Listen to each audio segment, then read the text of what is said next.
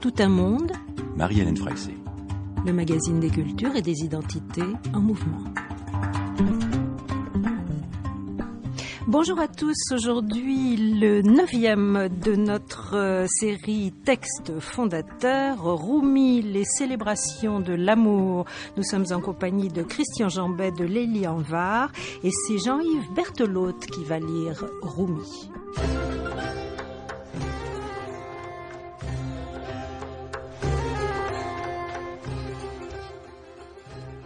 Ô jour, lève-toi, les atomes dansent, les âmes éperdues d'extase dansent. À l'oreille, je te dirai où entraîne cette danse. Tous les atomes dans l'air et dans le désert, sache-le bien, sont-elles des insensés. Chaque atome, heureux ou misérable, est épris de ce soleil dont rien ne peut être dit.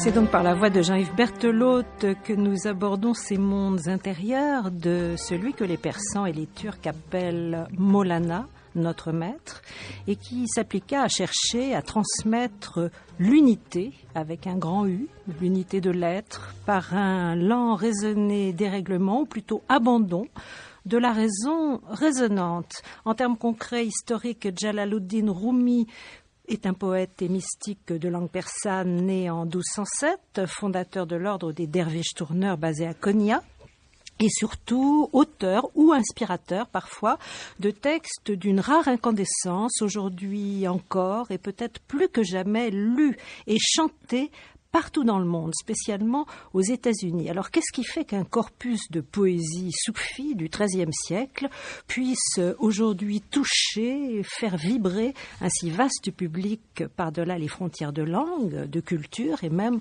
de religion? Eh bien, c'est la question que nous allons poser à nos deux invités, Christian Jambet et Lélie Anvar. Bonjour à tous les deux.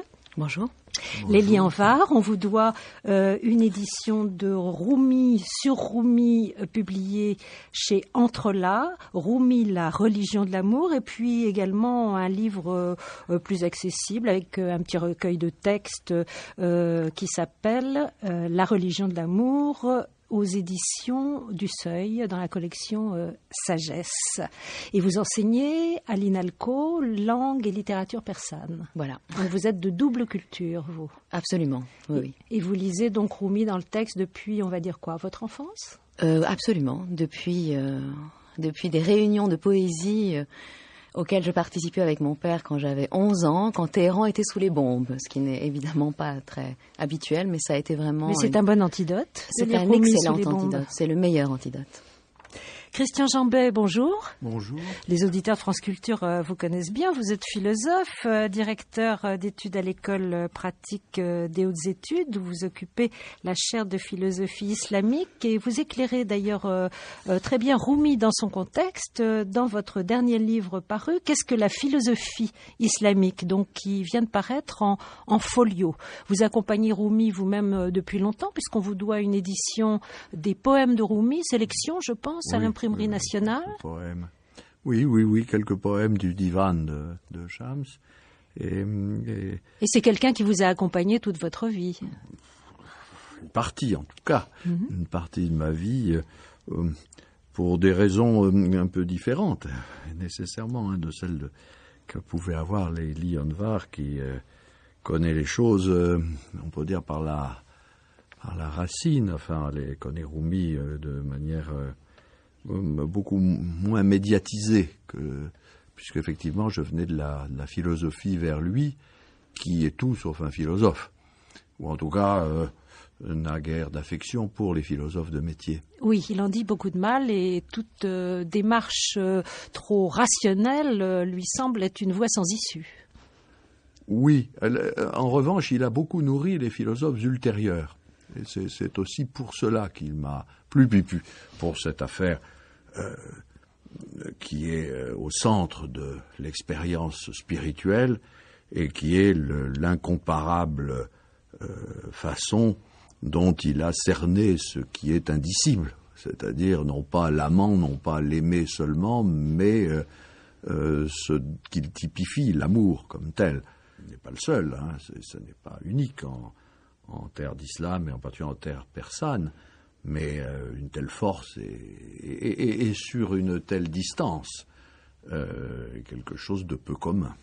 Alors on va le placer dans son contexte, Layli Anvar, Christian Jambet, Jalaluddin Rumi, XIIIe siècle. C'est un homme donc de langue persane qui vient de l'Afghanistan en fait, qui a été chassé par les Mongols, par l'expansion mongole.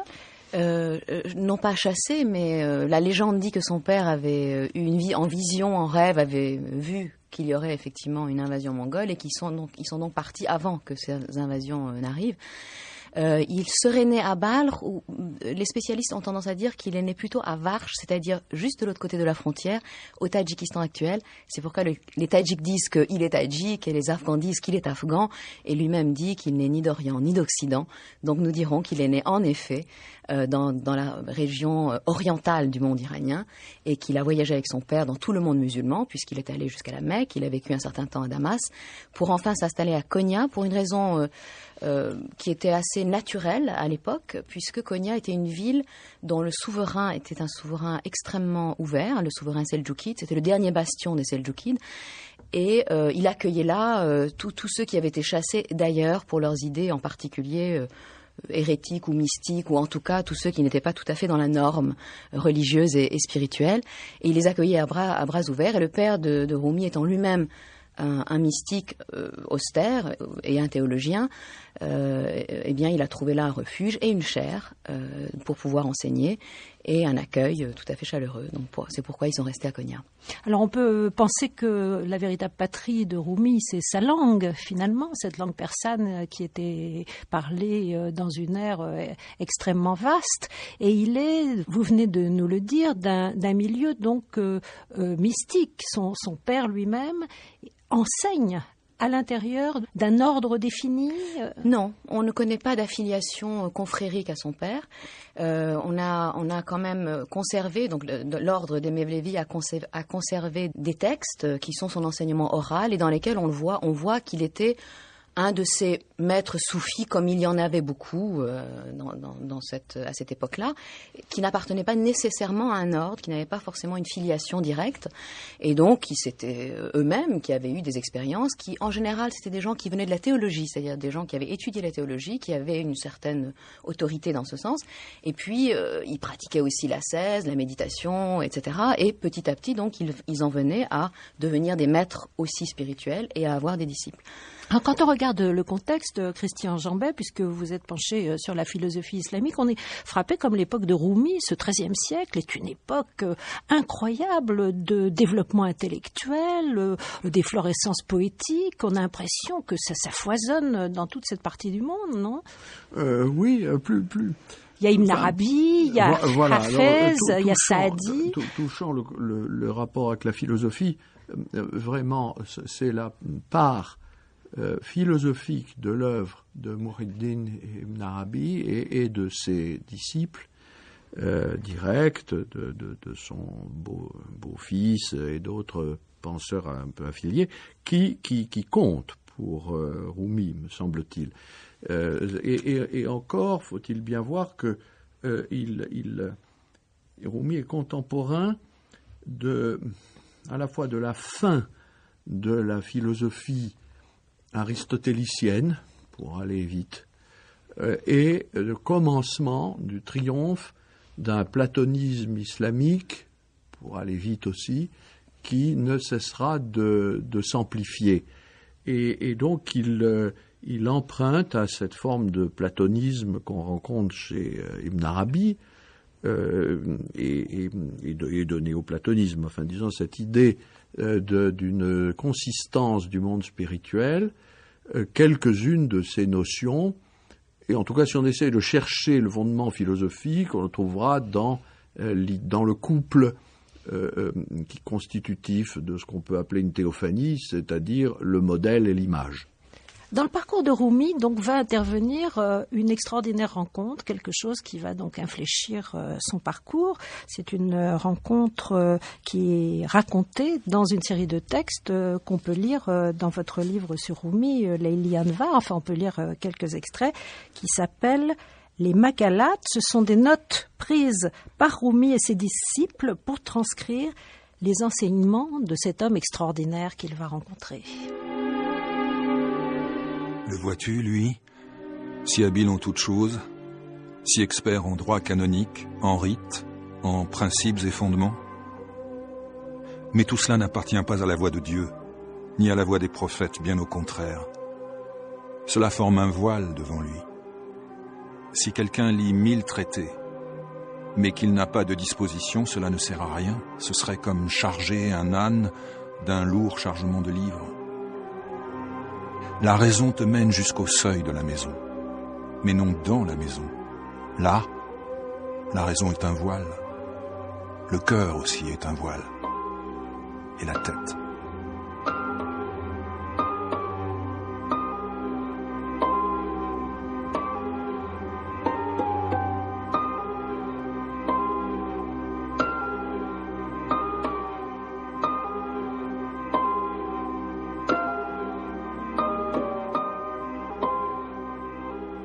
La critique de la raison, la nécessité en quelque sorte de tout lâcher, tel que l'exprimait donc cet homme qui a si fortement marqué Rumi et qui s'appelait Shams de Tabriz, donc dont les témoignages, Layli Anvar, dont l'enseignement est recueilli dans ces Maqalaat, donc que vous citez dans votre livre. Ce sont des notes donc qui ont été prises par les disciples. Absolument, ce sont des notes de son enseignement oral.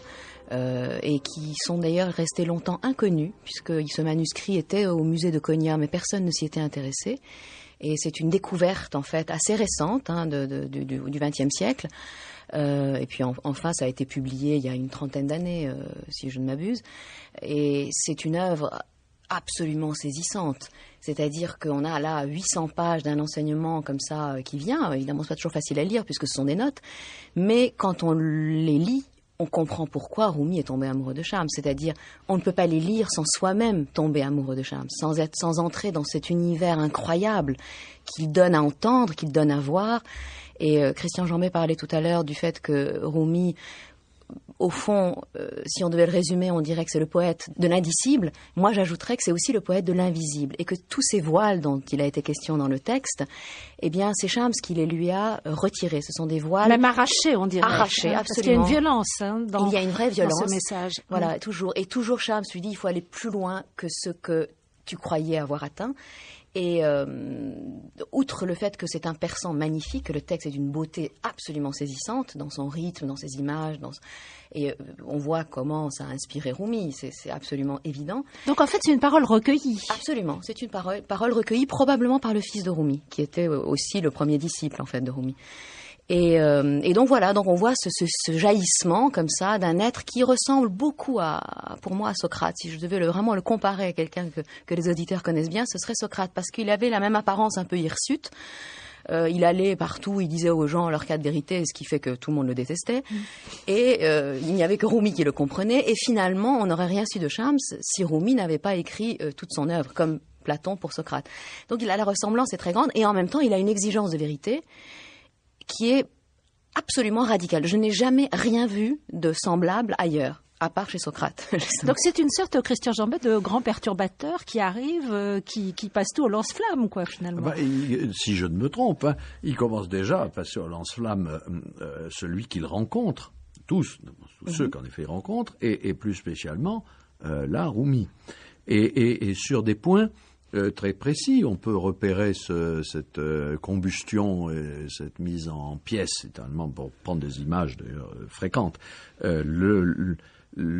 La théologie, le droit, disons tout, le texte le disait bien là, tout ce qui peut faire voile, c'est-à-dire tout ce qui n'est pas radicalement l'un, mais une unité, qui est bien sûr l'unité divine, mais une unité telle que sitôt qu'elle est figée, ou qu'elle se présente sous une forme repérables, elles se trahissent.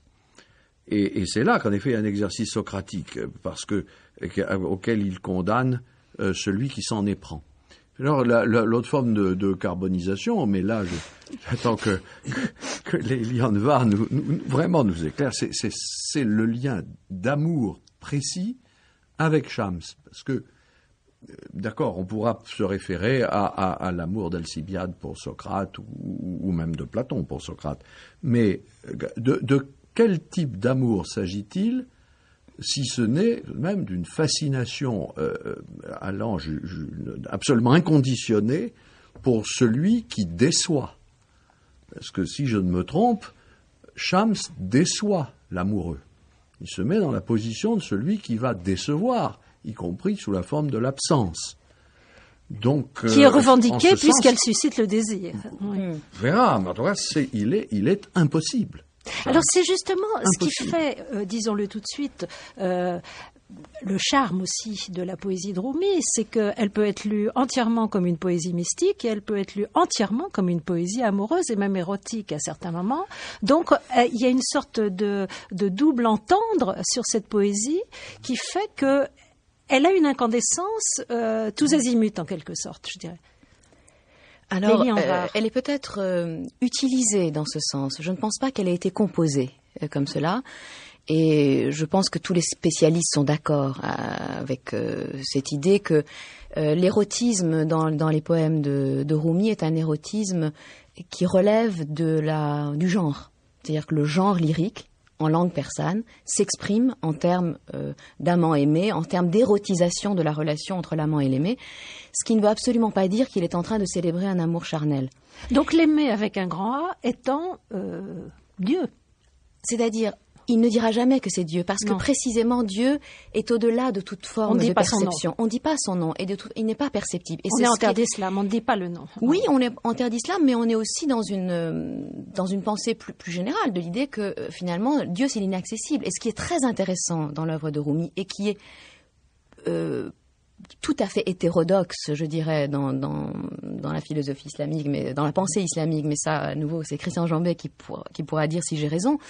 En tout cas, c'est que il y a, sinon une expérience de l'incarnation, il y a sans aucun doute une théorie, ou non, même une expérience, c'est pas une théorie, une expérience vécue de la théophanie. Et je crois que c'est là que ça s'articule, c'est-à-dire que Shams est un être théophanique. Et c'est pour ça que ça dépasse infiniment la question de l'érotisme, de dire est-ce qu'ils avaient des relations homosexuelles. Ça ne se situe absolument pas sur ce plan-là. Il est évident que Shams, et pour Rumi, il le dit de manière très claire, nette et sans ambiguïté, est une figure théophanique. Et c'est cela qui le brûle. C'est pour ça qu'il dit « j'étais cru, après j'ai été cuite » dans une traduction française. Et je suis brûlée. C'est affreux et maintenant je suis brûlée. Je suis consumée. Voilà. Parce que la théophanie, et ceux qui vous consument, la théophanie c'est une lumière pure, c'est un feu, c'est une flamme.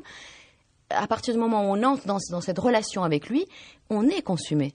Donc la question est vraiment, se place au niveau de l'âme et au niveau de ce que l'âme peut percevoir du divin à travers la théophanie. Alors une idée justement de cette ambiguïté, dans un texte qu'on écoute tout de suite, qui est tiré du Masnavi, parce qu'on va quand même dire rapidement qu'il y a deux types de textes. Au fond, chez Rumi, il y a des paraboles, des histoires. C'est le Masnavi, un ouvrage, je crois, immense, avec des milliers de vers, mais c'est didactique. Et puis, il y a la poésie, on va dire, lyrique. Absolument. Alors ça, ce texte donc, qui reprend l'histoire traditionnelle de Layli et Majnoun, donc, est tiré du Masnavi. Éloigné de Layli, Majnoun souffrait tellement que son corps brusquement tomba malade. Tout son sang bouillonnait dans le feu du désir. Un médecin vint le voir pour trouver un remède et il lui prescrivit aussitôt une saignée. « Il faut une saignée pour libérer le sang », dit-il. On fit donc venir le phlébotomiste qui lui fit un garrot, puis il prit sa lancette, mais en voyant cela, l'amoureux s'écria « Prends tes gages et va-t'en. Cesse cette saignée. Et si je meurs, qu'importe, que la tombe me prenne. » « Mais de quoi as-tu peur ?» lui répondit l'expert. « Toi qui ne crains pas même le lion dans les grands bois. Tout autour de toi, les lions, les loups, les ours, les animaux sauvages, dans la nuit se rassemblent. Et tu as tant d'amour et d'ivresse en ton cœur qu'ils ne sentent jamais en toi d'humaine odeur. Et Majnoun répondit, « Je ne crains pas ta lame. J'ai plus de résistance que le roc des montagnes. Comme amant, je recueille en mon sein les souffrances. Je suis indifférent et toujours en errance, et il faut à mon corps les coups et les blessures. Mais voilà, de Leili, tout mon être est rempli. Ma coquille recèle les beautés de cette perle, et j'ai peur, ô Seigneur, qu'en faisant ta saignée, tu ne viennes à blesser Leili avec ta lame. La raison, celle qui sait et illumine le cœur, c'est bien qu'entre elle et moi, il n'est pas de distance.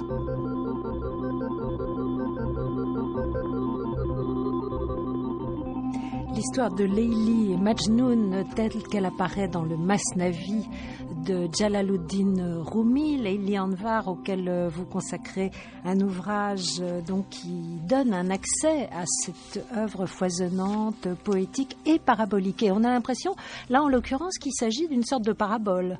Oui, c'est ce qu'on peut appeler effectivement une parabole. Très souvent, Majnoun est le héros inconditionné de l'amour dans les paraboles spirituelles, de la tradition soufie. Et là, on voit bien que Majnoun est habité donc par cette présence de Leili, au point qu'il ne se sent pas séparé. Et c'est exactement ce dont on parlait tout à l'heure entre Shams et Rumi. C'est-à-dire que Rumi voit à la fois dans Shams la théophanie, c'est-à-dire une forme d'incarnation de la transcendance absolue. En même temps, il est un témoignage de l'immanence et en même temps, il est lui. C'est-à-dire qu'il ne se voit pas séparé de lui. Et c'est peut-être ça la clé de ce qu'on a appelé leur relation amoureuse. Pour Rumi, c'est ça l'amour. C'est-à-dire que l'un et l'autre ne font plus qu'un, au point qu'on peut dire non, ne me coupe pas les veines parce que même mon corps est habité de l'aimer. Donc on voit ici ce qu'il fait de la tradition. C'est-à-dire que Majnoun est une figure traditionnelle de l'amant et Rumi le reprend à son compte en donnant cette radicalité de la fusion des essences dans l'amour. Alors Christian Jambet, cette notion de l'unité de l'être, elle est omniprésente dans la philosophie mystique musulmane, et notamment de cette époque.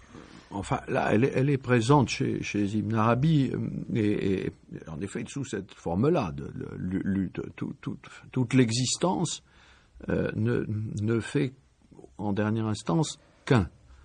Et plus précisément, c'est dans l'unité qu'est la vérité. Être, c'est être un, et par conséquent, celui qui est par excellence est tout, ou un. Et un en tout et tout en un. Non. Mais ce qui est plus précisément quand même présent dans cette dimension philosophique de Rumi, enfin ce qui a eu ensuite un écho philosophique, c'est son génie pour établir avec Ibn Arabi, mais je crois vraiment d'une manière très supérieure à Ibn Arabi poète, en tout cas pour être juste, un usage rhétorique, poétique, pour rejoindre ce que disait Leili Anvar de l'importance, là, en effet, des figures, du genre littéraire. Bref, mettre tout cela au service d'une idée absolument géniale, qui est que c'est dans le champ de l'expérience amoureuse qu'on pourra, en contournant tous les obstacles, comprendre cette unité de l'être, ou en tout cas l'exprimer alors qu'elle ne peut pas être mise sous la forme de concept.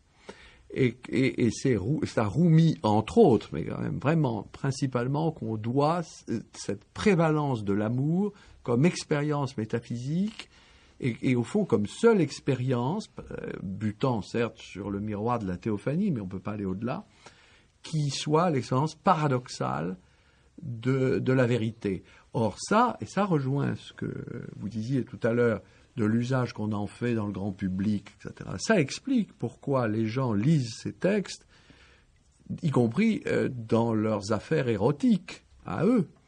Parce que le point de départ est tout simple. C'est que l'amour, que tout le monde peut expérimenter ou expérimente, vous place ipso facto dans une situation où tout vous devient étranger et où vous êtes libre envers le monde, envers ce bas monde. Vous devenez un connaisseur ou un savant d'un autre monde. Oui, il y a une sorte de soulèvement de tout l'être, alors qu'il peut s'appliquer à une personne le bien définie. C'est de partir de cette expérience qu'il vit en effet. Au fond, c'est la rencontre avec Shams, c'est une rencontre. Et l'expérience de la rencontre, il arrive à en faire, par le génie poétique, quelque chose d'universel et de transmissible sous la forme de la langue. Et ça devient, en effet, la rencontre avec Dieu. Alors dans cet aspect, avec la face de Dieu, avec la face de l'être. Dans cet aspect d'universalité, on est très surpris de trouver dans la poésie de Rumi des allusions à Moïse, Jésus et même Vénus. C'est-à-dire qu'on a un peu le sentiment qu'à cette époque-là, le XIIIe siècle, et notamment à travers cette idée de l'amour qui est quand même très présente dans le message évangélique, Rumi était au cœur d'une sorte de communauté informelle de philosophes et de mystiques qui communiquaient très bien, enfin qui échangeaient des idées dans une sorte d'harmonie, même s'ils n'étaient pas tous d'accord. On a l'impression d'une sorte d'âge d'or. Christian Jambet. C'est une époque extrêmement sombre, tout de même. Mais oui, alors justement, on a l'impression que... Non, mais en parallèle... Rumi est sunnite. Je veux le rappeler. Bon, c'est le monde iranien sunnite, si tant est que ce genre de catégorie ait du sens pour lui. Mais tout de même, ça a un sens. C'est que, d'une part, il est concordataire, pourrait-on dire, en matière de figures prophétiques et autres. Que ce soit donc Moïse, Joseph, sûr, Jésus... parce qu'il est fidèle au Coran. Oui. Donc il est concordataire au sens aussi où tous les maîtres, y compris d'ailleurs les califes bien guidés, eux tous, rentrent dans la danse. Voilà. Et aussi d'autres figures de maîtres spirituels. En revanche, ça n'engage en rien ce qu'on appellerait aujourd'hui un dialogue des religions. Ça, je crois que c'est pas tout à fait, ce serait anachronique. Mais au sein de l'islam, ça engage une sorte, en effet, de solidarité spirituelle entre des gens qui subissent une même persécution. Ça, c'est-à-dire la persécution de ceux qui s'en tiennent au sens apparent et qui refusent, c'est le point essentiel, qui refusent que Dieu soit amour. Parce que c'est quand même ça, rien.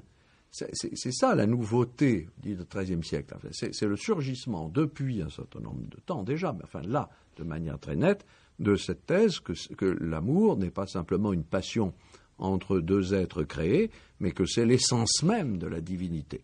Ça, en islam, c'est une révolution. On a le sentiment qu'à cette même époque, au XIIIe siècle, ce type d'idée s'échangeait parce que ceux qui en étaient porteurs, les maîtres ou les étudiants en mystique, se déplaçaient énormément. C'est ça qu'on voit aussi à travers le parcours de Rumi. Shams lui-même se déplace, il disparaît. Rumi lui-même bouge. Il y avait des circulations d'idées et de gens. Il n'y a aucun doute qu'il y avait beaucoup de circulation, peut-être à un niveau profond, beaucoup plus qu'aujourd'hui, d'une certaine façon. C'est-à-dire qu'on avait moins accès, évidemment, aux informations. Mais quand on voyageait et quand ça circulait à un niveau extrêmement profond. Alors, quant à savoir comment, dans quel sens, quelles ont été les influences, c'est un peu difficile à dire, sachant que, par exemple, on trouve chez le prédécesseur immédiat de Rumi, qui est Attar, beaucoup de ces thèses que Rumi va développer sur l'amour, et Attar ne vivait absolument pas à Konya, il vivait justement dans le Khorasan, donc dans la partie plutôt proche de l'Inde, du monde iranien, et on pense que par exemple il a beaucoup subi d'influences bouddhistes et hindouistes. Alors le fait que Rumi vivait à Konya porte à croire que vraisemblablement il a eu des relations, évidemment, avec l'élite, en tout cas intellectuelle et spirituelle, des autres religions à Konya, puisque à nouveau à Konya, il y avait une relative, une forme d'Andalousie à la Seldjoukide, je dirais, où les religions vivaient en relativement bonne harmonie, à tel point que les chroniques historiques nous rapportent qu'à l'enterrement de Rumi, il y avait toutes les religions qui étaient représentées. Mais les gens se déplaçaient aussi. Mais les gens se déplaçaient aussi, bien sûr. Donc, les idées se déplaçaient, les gens se déplaçaient, ça ne fait aucun doute. Mais je suis d'accord avec Christian Jambet pour dire que ça ne veut pas dire qu'il y a eu un dialogue des religions dans le sens où on l'entend. En revanche, je pense que ce dialogue des religions a toujours existé à un niveau plus profond, dans le sens où, finalement, pour moi, c'est mon point de vue, tous les mystiques de toutes les religions et de toutes les époques se retrouvent en un point d'unicité. C'est-à-dire c'est une pyramide. Les religions, la multiplicité des religions forme la base de cette pyramide. Et plus on monte vers la vérité, si j'ose employer un tel mot ici, plus on s'approche de ce point d'unicité. Et on a parlé tout à l'heure d'unité, de l'être. C'est aussi cela, l'unité. C'est-à-dire arriver à ce point qui est le sommet de la multiplicité des croyances.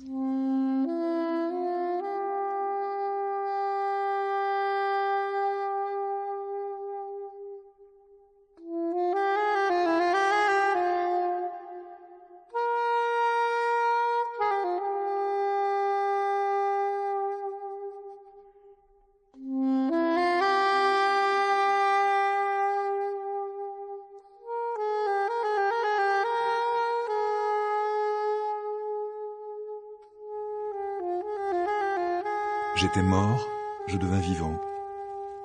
J'étais pleur, je devins rire. Le règne de l'amour est venu, et mon règne devint éternel. J'ai le regard rassasié, et j'ai l'âme courageuse.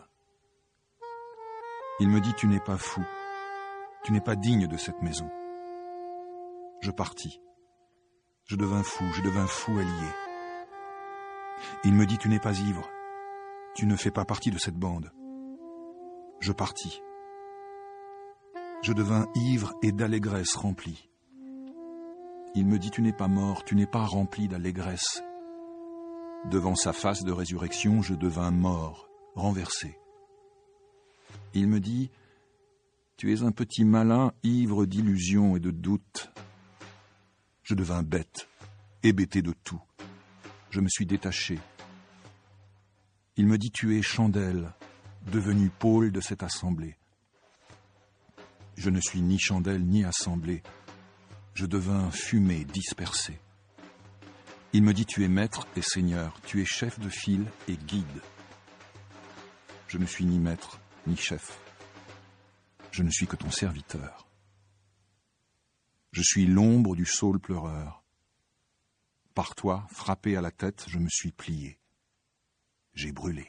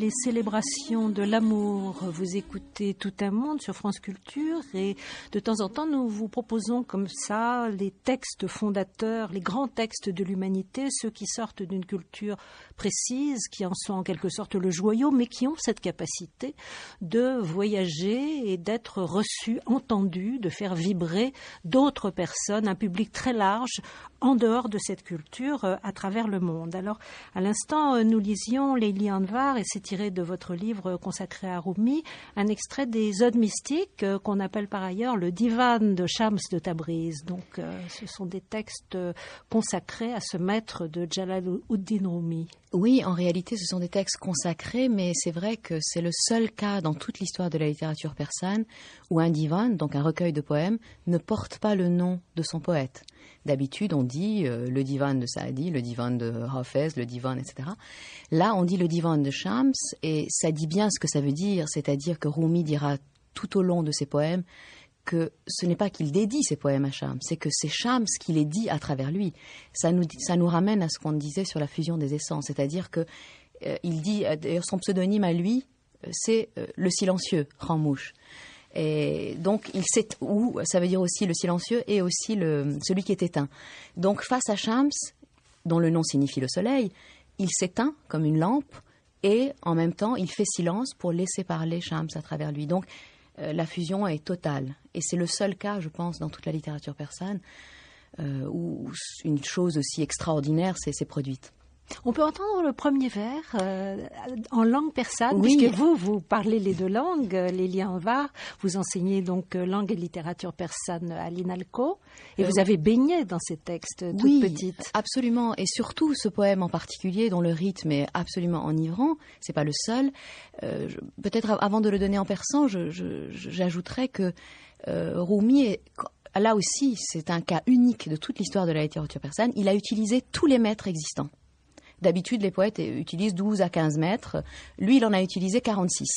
Ça veut dire tous les maîtres existants. Il connaissait très bien la poésie. Et il a le génie du rythme comme personne ne l'a jamais eu avant ni après lui.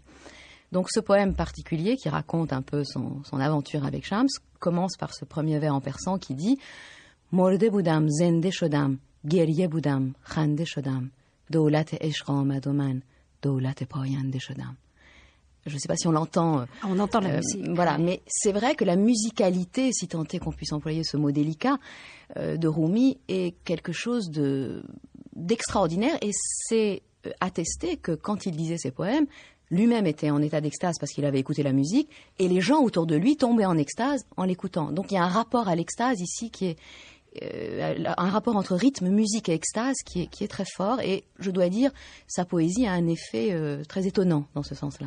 Alors parlons justement de cet état en quelque sorte de ravissement, cet état extatique. Alors on pourrait parler d'état de conscience modifié auquel s'abandonne Rumi, une pratique d'ailleurs qui n'est pas toujours très bien vue dans d'autres courants de l'islam. De quoi s'agit-il exactement dans ces états spéciaux, Christian Jambet? J'en ai pas la moindre idée. Non, je ne sais pas, une boutade, je ne sais pas. Là, il faudrait, Léliane vous dira probablement mieux que moi ce qu'il en est dans la pratique du concert spirituel et dans le... Parce qu'il danse, il chante. Oui, je il y a une pense pratique quand même physique, qu'il il y a une expression physique. Part de composition extrêmement importante. C'est-à-dire que ceux qui ensuite chantent le poème avec ce rythme, eux, progressivement entrent dans cet état de transe, c'est certain. Rumi, c'est... Je me demande quand même, je continue de me demander quelle est la part de la construction et la part de l'expérience dans le poème lui-même. Ils sont si puissants que je soupçonne quand même ils n'ont pas été peut-être composés avec ce surgissement oui, mais ils ne sont pas... dionysiaque. C'est presque un style, alors. Non, non, c'est pas ça que je dirais. Oui, il y a évidemment un style, mais il y a vraiment on est tellement pris en effet par la langue et par la musique même de la langue que j'y vois même la place de l'art, mais ça ne dit pas qu'il n'était pas en transe par ailleurs, c'est autre chose. Mais il y a quelque chose de contrôlé finalement. Oui, parce qu'il y a quelque chose d'extrêmement instructif en même temps. Je veux dire d'instructif spirituellement. Mm-hmm. Il y a ce ne sont pas c'est comme chez Attard, que vous mentionniez tout à l'heure, ou chez d'autres, même Éraki, ou d'autres qui sont pourtant enfin moins amples. Disons qu'il y a dans chaque poème aussi une leçon. Une leçon qui est transmise, qui d'ailleurs est par le rythme, en effet, par les vers, par les images. Là, on voyait bien qu'il y avait une progression extraordinairement savante dans ce poème que vous avez lu. Il faut aboutir à la fin au dépouillement de toute forme de maîtrise et d'existence. Et à propos d'unité de l'être, parlons-en. Là, pour le coup, c'est vraiment l'anéantissement de soi. Et donc, il y a une pédagogie de l'anéantissement de soi. Et en même temps, là, si je dis ça, c'est une manière d'analyser, donc de tuer le poème. Donc, il y a une sorte de protocole, en fait. Tout de même, il savait très bien que je ne sais pas s'il savait qu'il réussissait cet admirable poème, mais que là, c'était vraiment les marches, les étapes et les formes d'abandon, car à chaque distique, on se dit, ça y est, cette fois-ci, j'y suis, j'ai tout lâché. Les richesses, on continue. les biens. Non, t'as pas encore assez lâché. Alors ça donne quoi Lélie Anvar, dans les séances où puisque vous les avez connues, dans les séances où on lit du Rumi comme ça, les gens arrivent à des états particuliers, comment ça se présente? Alors moi, dans les séances, les gens restaient tout à fait raisonnables, je dirais, gardaient les limites. Encore que moi, j'ai connu quand même, j'étais très jeune, je comprenais pas tout. Mais dès ce temps-là, je me souviens que quand les gens lisaient Rumi, parce que c'était des séances où on lisait toutes sortes de poésies, chacun venait avec ses poèmes, et je me souviens que dès le début, j'étais amoureuse de Rumi, même sans toujours en comprendre les tenants et les aboutissants, parce que j'étais amoureuse de sa musique. Et c'est là où je vais quand même différer avec Christian Jambet, c'est que évidemment qu'il y a une construction légendaire sur l'extase, bon, ça c'est sûr, parce que après la géographie nous dit ce qu'elle veut bien nous en dire. Néanmoins, quand on lit ces poèmes, encore une fois, on est devant un phénomène qui est quand même unique. C'est-à-dire que dans la littérature persane, on a utilisé beaucoup les clichés de l'amour, de l'érotisme, de l'extase. On a fait beaucoup de choses en littérature persane que Rumi utilise.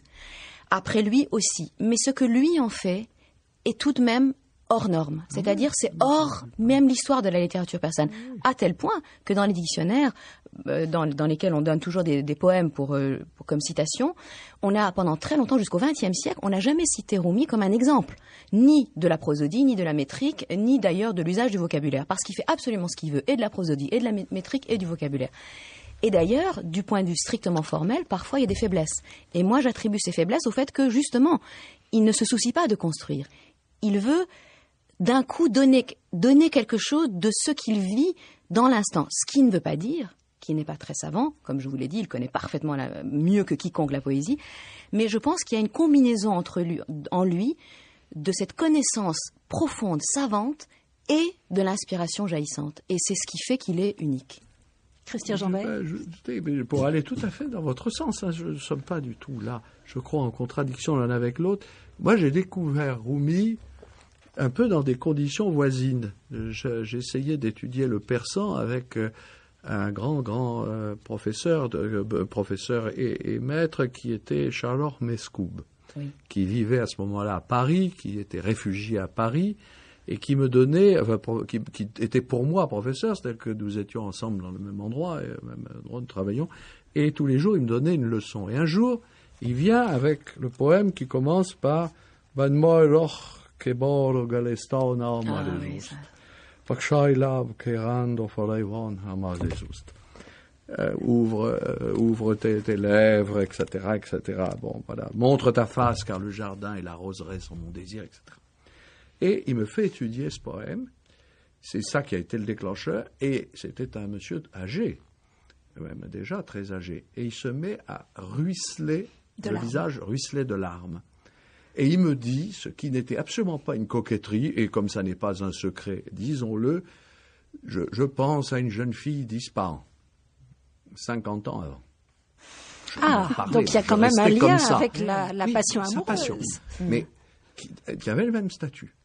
Et moi, ça m'a bouleversé. C'est en ce sens que je disais, il fallait une force poétique pour que Mescou, écrivain qui est traduit en français pour certains de ses textes, je peux le lire, qui était un homme plein de nostalgie et de passion, puisse, avec le poème, en évoquant, c'est bien la seule fois que j'ai vu comme ça s'ouvrir littéralement, me donner l'amour du persan, et de Rumi, et la nostalgie de cette jeune fille disparant. Et l'amour de l'amour. Bon, ben.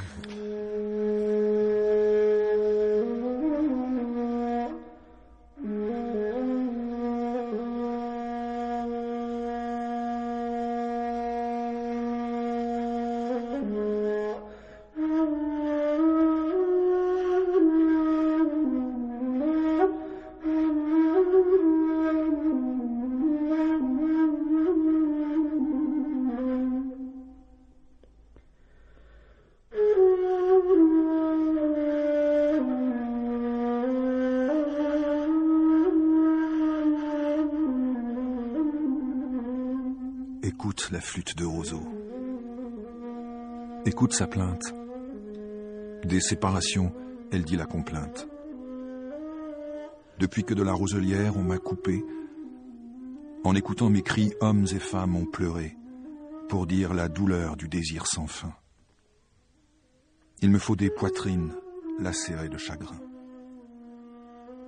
Ceux qui restent éloignés de leur origine attendent ardemment d'être enfin réunis. Moi, j'ai chanté ma plainte auprès de tous, unis aux gens heureux, aux malheureux, à tous. Chacun a son idée a cru être mon ami, mais personne n'a cherché le secret de mon âme. Mon secret, pourtant, n'est pas loin de ma plainte. Mais l'œil ne voit pas, et l'oreille est éteinte. Le corps n'est pas caché à l'âme, ni l'âme au corps, ce sont les yeux de l'âme seule qui pourraient le voir. Le chant de cette flûte, c'est du feu, non du vent. Quiconque n'a pas ce feu, qu'il devienne néant.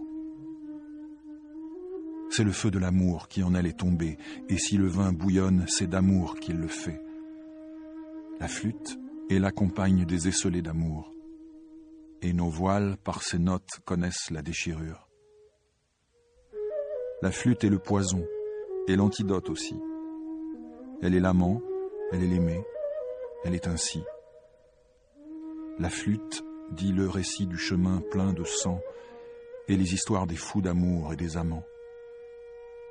Il faut avoir perdu la raison pour comprendre.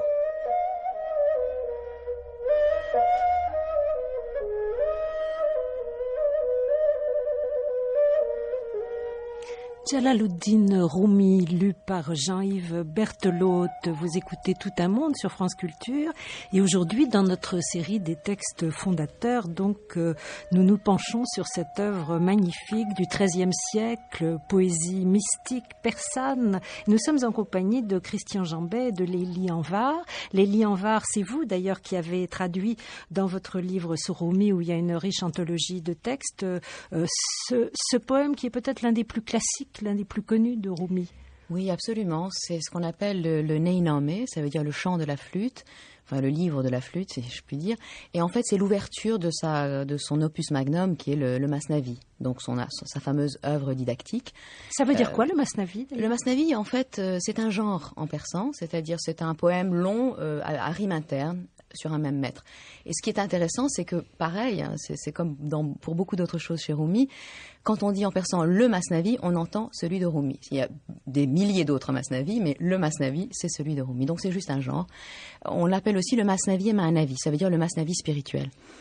Et il ne commence pas de manière classique, puisque justement, il commence par cette ouverture qui est le chant de la flûte de roseau, dans laquelle on voit tout de suite que Rumi assimile son chant au chant de la flûte de roseau, et il explique que ce qu'il va dire va raconter en réalité l'histoire de l'exil de l'âme tombée de sa patrie céleste sur la terre, et comment cette âme va pouvoir remonter à son origine, le comment étant évidemment dans le roman de l'amour qui va se déployer tout au long de l'œuvre pour montrer le chemin de ce retour. Alors, ce qui traverse cette œuvre, c'est justement ce sentiment d'exil, d'éloignement, d'une manière qui parfois a je dirais presque des tonalités un peu masochistes. C'est-à-dire qu'au fond, il faut être séparé, notamment de l'être aimé, notamment du maître, ce fameux Shams, pour sentir, percevoir cette absence, percevoir ce désir de retrouvailles, et donc être dans cet état de tension, d'incandescence qui est en fait recherché. Oui, parce qu'il n'y a pas de dynamique sans désir.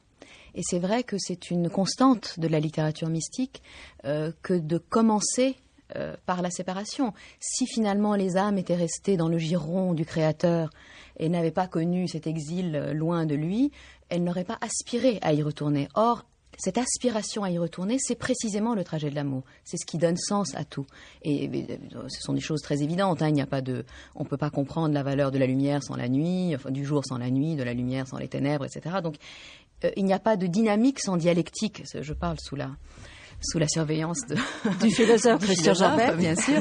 Et évidemment qu'il faut que cela se fasse. Et c'est à l'homme qu'a été dévolue cette possibilité, finalement, de vivre la séparation comme une dynamique positive, à condition, bien sûr, qu'il la prenne sur lui et qu'il l'assume, qu'il la comprenne et qu'il entame ce trajet de retour vers l'autre. Cela dit, je voudrais quand même dire que de tous les poètes mystiques de langue persane, Rumi est probablement le plus joyeux, probablement le moins masochiste, parce qu'il a goûté en ce monde, par la rencontre avec Shams, quelque chose de la rencontre du retour, enfin qui doit advenir à la fin du retour.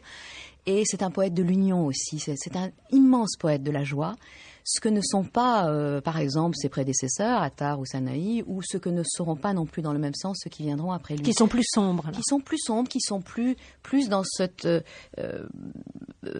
pris dans cette souffrance, écartelés, écorchés par cette souffrance, sans avoir vécu ici et maintenant l'expérience de la joie pure. Et c'est ce qui fait aussi la spécificité de son œuvre, je crois. C'est vraiment cette joie pure, au-delà des douleurs et des souffrances de la voix, de la séparation. On entend d'ailleurs des choses dans cette poésie qui rappellent, par exemple, « Tu ne me chercherais pas si tu ne m'avais déjà trouvé ». Enfin, on voit bien qu'elle est très, très fédératrice, Christian Jambet. Oui, en fait, on pourrait en effet comparer avec des mystiques chrétiens, pour parler clair, étant donné la position que rappelait Lilian Var de la théophanie, dont évidemment le Christ est une parfaite, et peut-être la parfaite expression. Mais je voulais quand même dire aussi dans le Masnavi, dans cette immense progression, c'est un roman de l'amour, il y a une place non négligeable, comme dans le Fille, ma fille, le livre du dedans, et une place non négligeable consacrée à une tâche qui est très intéressante, qui est de repenser à frais nouveau, dans l'horizon de l'amour, toute l'ascétique du soufisme et même de la tradition morale en islam. Parce que si vous lisez le Masnavi, enfin, si les auditeurs se plongent maintenant dans la traduction du Masnavi, donc il y a un très grand nombre de contes moraux. Mais en effet, il y a une valeur propédeutique. Et ça, c'est un aspect aussi très, très nouveau et très, très intéressant de cet immense poème.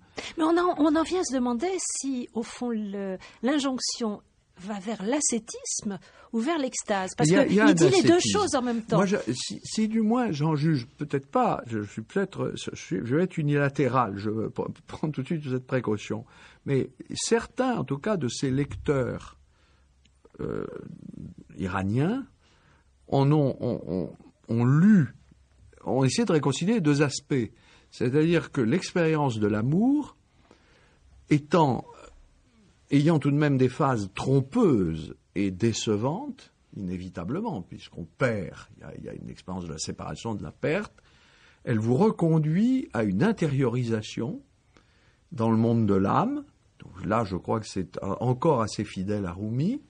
Et cette intériorisation de l'amour, dans le souvenir, dans la mémoire, dans la découverte que l'aimer est toujours un aimé intérieur, conduit à abandonner toute espèce de choses extérieures, de liens aux objets extérieurs, y compris éventuellement aux objets de la passion.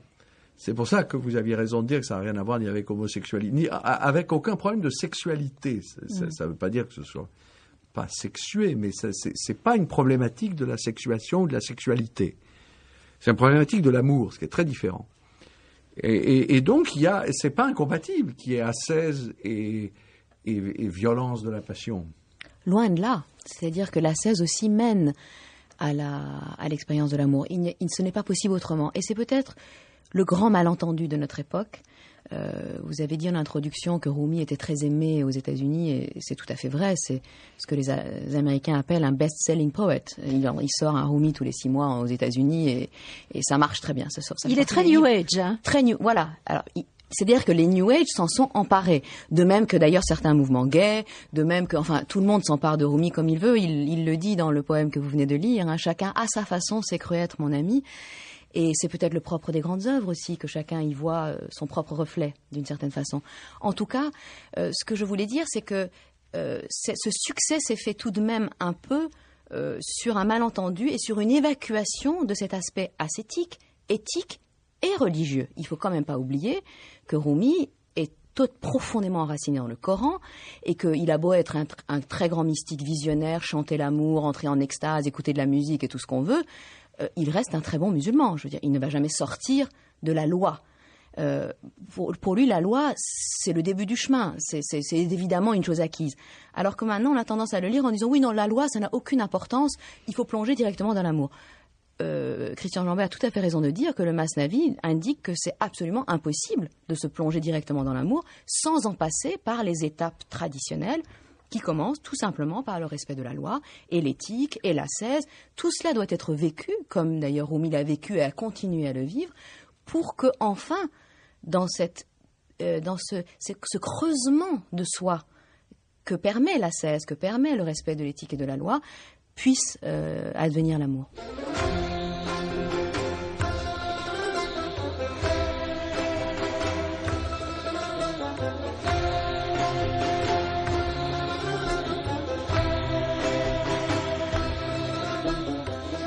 Rumi, les célébrations de l'amour, l'un des grands textes, enfin l'une des grandes œuvres fondatrices qui font partie de cette série que nous développons dans tout un monde. Alors il nous reste à lire Rumi, et effectivement avec ce regard quand même que vous venez de nous indiquer, Lélie Anvar et également Christian Jambet, c'est-à-dire il faut pas faire du New Age un peu du n'importe quoi. L'œuvre de Rumi est une œuvre de poésie mystique musulmane.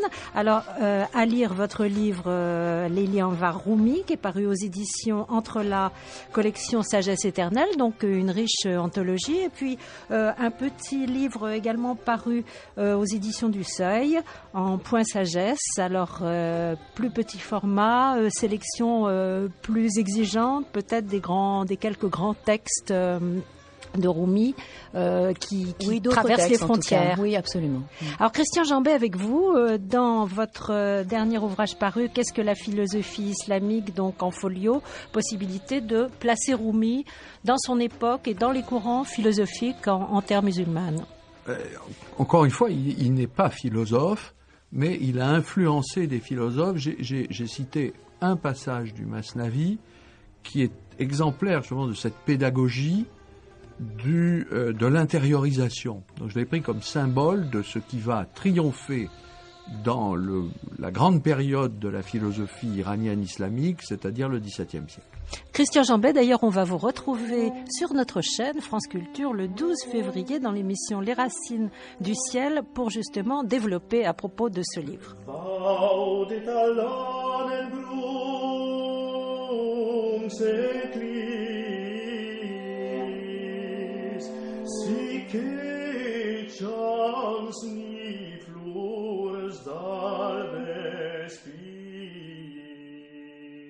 Et puis complément à cette riche bibliographie de Rumi sur notre site franceculture.com, bien entendu, à la page Tout un monde, également possibilité de goûter ces rencontres Orient-Occident à travers ce que nous entendons en ce moment, l'ensemble Beatus, une vielle orientale et un baryton qui chantent les chants des troubadours qui sont, comme on le sait, très imprégnés d'Orient.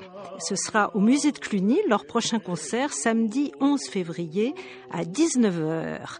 Tout un monde se termine. Je vous rappelle que c'était Jean-Yves Berthelot qui lisait Rumi, à la prise de son Clotilde Thomas, Lucas Vaillant, à la réalisation Philippe Baudouin. Tout un monde chaque mardi, avec la collaboration de Claude Armand de Castillon, vous est proposé par Marie-Hélène Freisset sur France Culture, bien entendu.